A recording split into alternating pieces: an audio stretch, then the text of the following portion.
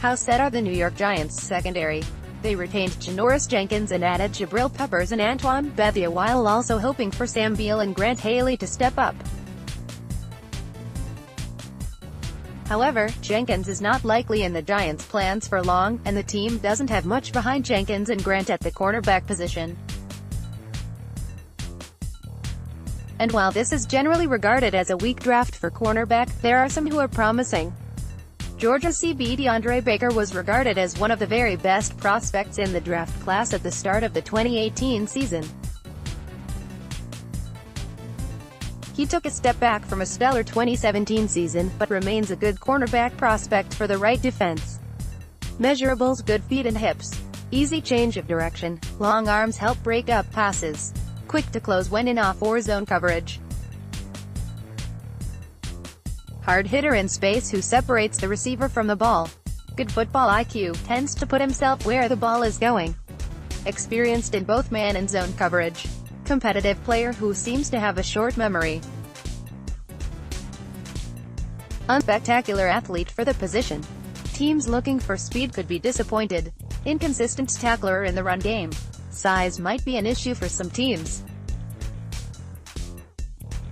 Pesky press corner who has proven he can thrive against man-to-man challenges in a competitive conference.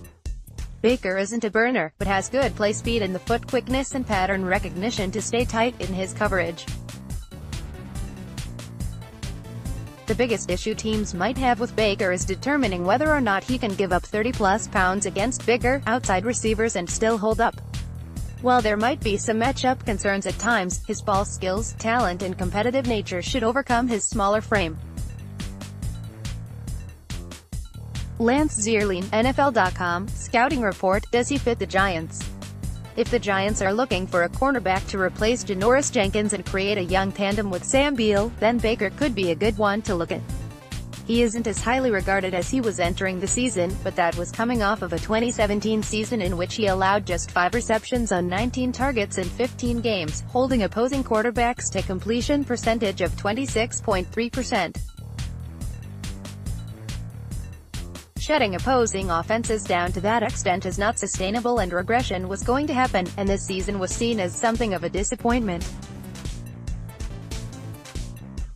On the field, Baker shows quick feet and fluid hips which let him cover receivers tightly, at times appearing to run their routes for them. Georgia played a fairly diverse coverage scheme, asking Baker to line up in both man and zone coverages, and he played well in both.